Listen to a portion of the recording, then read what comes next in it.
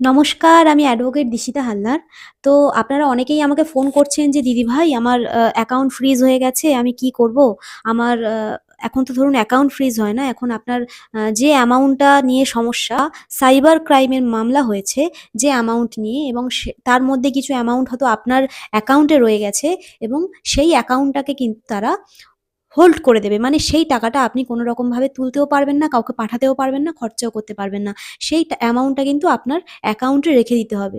তো এখন হচ্ছে এইরকম সমস্যায় প্রচুর মানুষ পড়ছেন এবং তারা ফোন করছেন যে, "দিদিভাই আমি গেম খেলেছিলাম এবং এরকম একটা সমস্যার মধ্যে পড়ে গেছি, এখন কী করণীয়?" এবং সেই অ্যামাউন্টটা কিন্তু খুবই কম। কারোর ধরুন ১,৫০০, কারোর ধরুন ১,০০০ বা কারোর ২,০০০ বা কারোর ৪,০০০ এইরকম খুব সামান্য একটা অ্যামাউন্ট। এবং এক্ষেত্রে আপনাদের মানে আপনারা এত মানুষ ফোন করছেন, আমি সবাইকে আলাদা, আলাদাভাবে বোঝাচ্ছি। তো আমার মনে হলো যে একটা ভিডিও করে দিয়ে সবাইকে সুন্দরভাবে বুঝিয়ে দেওয়াটা খুবই দরকার। তো সেই জন্যই আমি ভিডিওটা করছি। তো এইরকম কোনো সমস্যায় পড়লে কিন্তু আপনারা ১ম এ কি করবেন 1930 এটা হচ্ছে গিয়ে সাইবার ক্রাইমের হেল্পলাইন নাম্বার 1930 এই নাম্বারে কিন্তু আপনাদেরকে অবশ্যই করে ফোন করতে হবে এবং ফোন করে আপনাদের কোন থানাতে কেস হয়েছে, কত টাকা, কী ব্যাপার সমস্ত কিছু আপনাকে কিন্তু সেই নাম্বারে ফোন করে পুরোটা আপনার জানতে হবে। বা ধরুন আপনি সেই নাম্বারে ফোন করে জানতে পারলেন না, আপনাকে কিন্তু আপনার ব্যাংকে যেতে হবে। ব্যাংকে গিয়ে কিন্তু আপনাকে যে আপনার অ্যাকাউন্টটা কেন হোল্ড হয়ে রয়েছে বা আপনার অ্যাকাউন্টে ওই অ্যামাউন্টটা কেন হোল্ড হয়ে রয়েছে, কেন ফ্রিজ হয়ে রয়েছে সেই টাকাটা কিন্তু সেই ব্যাপারটা কিন্তু আপনি ব্যাংকে গেলে আপনার ব্যাংকে থেকে আপনি কিন্তু পুরো ইনফরমেশনটা পেয়ে যাবেন। এবং সেখানে দেখবেন একটা অ্যাকনলেজমেন্ট নাম্বার পাবেন এবং সেই অ্যাকনলেজমেন্ট নাম্বারের পরে আপনি কোন থানাতে কেস হয়েছে এবং কত লেয়ার সেই সবকিছু কিন্তু আপনারা পেয়ে যাবেন।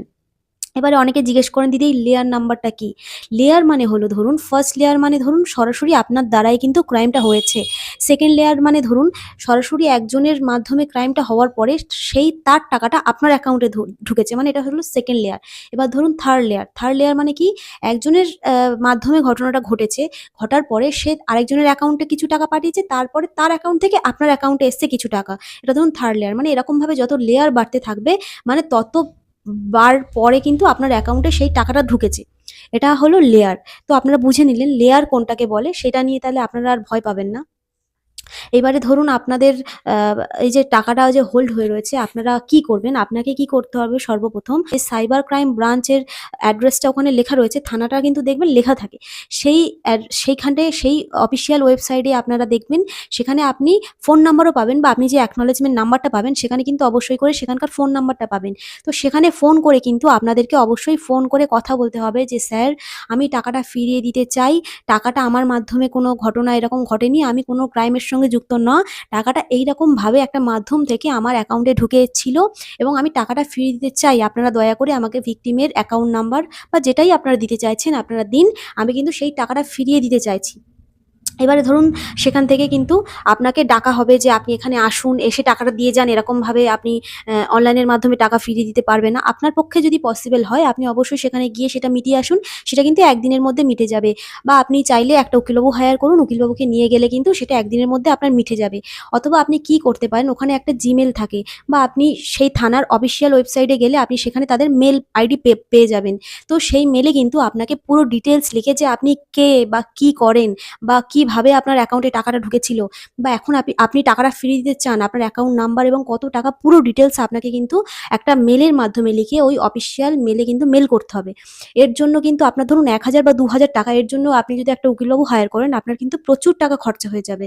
তো যেটা আপনি নিজে, নিজে করতে পারবেন সেটা কেন আপনি উকিলবাবু ধরবেন?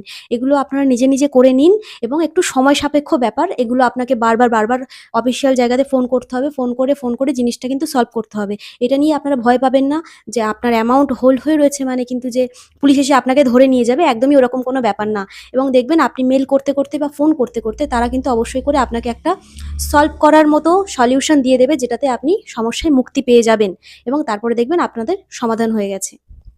তো এইভাবেই আপনাদের সলভ হতে হবে। ধন্যবাদ, ভালো থাকবেন।